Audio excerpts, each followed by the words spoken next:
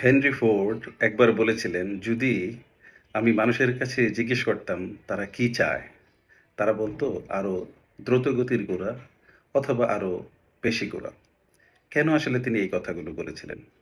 এটা বুঝতে হলে আমাদেরকে একটু পিছন দিকে যেতে হবে। 1900 সালের শুরুর দিকে নিউ ইয়র্ক শহরে প্রায় 2 লাখের বেশি ঘোড়া ছিল। ঘোড়া এবং ঘোড়াবাহিত যে যানবাহনটি ছিল সেটাই ছিল যাতায়াতের প্রধান বাহন। বলা হয়ে থাকে নিউ ইয়র্ক শহরে তখন প্রতি 17 জন লোকের জন্য একটি ঘোড়া ছিল।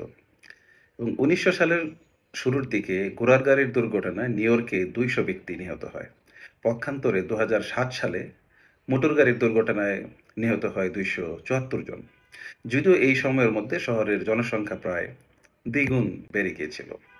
তবে ঘোড়ার সবচেয়ে বড় সমস্যা ছিল দুর্ঘটনা নয়, সবচেয়ে বড় সমস্যা হলো ঘোড়ার নাদা বা ঘোড়ার পায়খানা অথবা ঘোড়ার মল পরিষ্কার করা।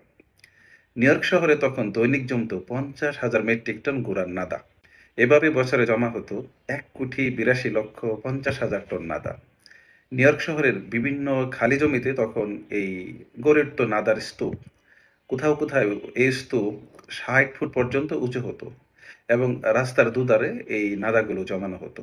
তো রাস্তার দুধারে যাদের বাড়ি ছিল, কখনো কখনো এই স্তূপের কারণে তাদের জানালাও ডেকে যেত। বৃষ্টি হলে গোড়ার নাদা গলে রাস্তাঘাট একেবারে ছয়লাপ হয়ে যেত এবং নাদার গন্ধে সারা শহরে এক অসহ্যকর পরিবেশ সৃষ্টি হতো। এবং আজ থেকে 125 বছর আগে নিউ ইয়র্ক শহরে তাই নগর উন্নয়নের সবচেয়ে বড় সমস্যা ছিল ঘোড়ার নাদা। সেই কারণে 1898 সালে নিউ ইয়র্কে প্রথম আন্তর্জাতিক নগর সম্মেলন অনুষ্ঠিত হয় এবং আশা করা হয়েছিল যে এই 10 দিন ব্যাপী ওই সম্মেলন থেকে নগর উন্নয়নের জন্য ঘোড়ার নাদার একটি সন্তোষজনক সমাধান পাওয়া যাবে। 3 দিনের মধ্যে বিশ্বের বড় বড় বিশেষজ্ঞগণ একমত হন যে এই সমস্যার কোনো সমাধান নেই এবং তারা যথারীতি বাড়ি ফিরে গেলেন। 1898 সালে বিশেষজ্ঞরা যে সমস্যার কোনো সমাধান জানতেন না, সেই সমস্যা মোটর চালিত যান আবিষ্কার করার ফলে 3 দশকের মধ্যে সম্পূর্ণভাবে দূর হয়ে গেল। যারা এই সময় গুরুত্বপূর্ণ অবদান রেখেছিলেন এই মোটর চালিত যানবাহন তৈরি করার জন্য, তাদের মধ্যে হেনরি ফোর্ড ছিলেন অন্যতম।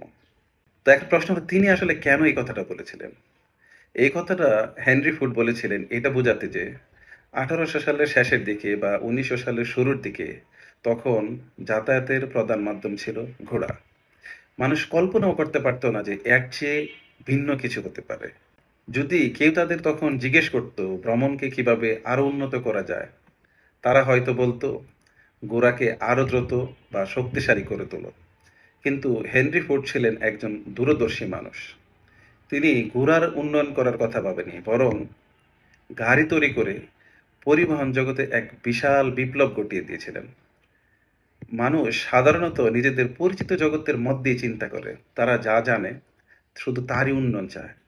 কিন্তু হেনরি ফোর্ড মানুষের প্রত্যাশা নয়, প্রয়োজন বুঝেছিলেন। তিনি জানতেন নেতৃত্ব মানে শুধু মানুষের চাওয়া শোনা নয়, তাদের না বলা প্রয়োজনটুকু বুঝে ফেলা।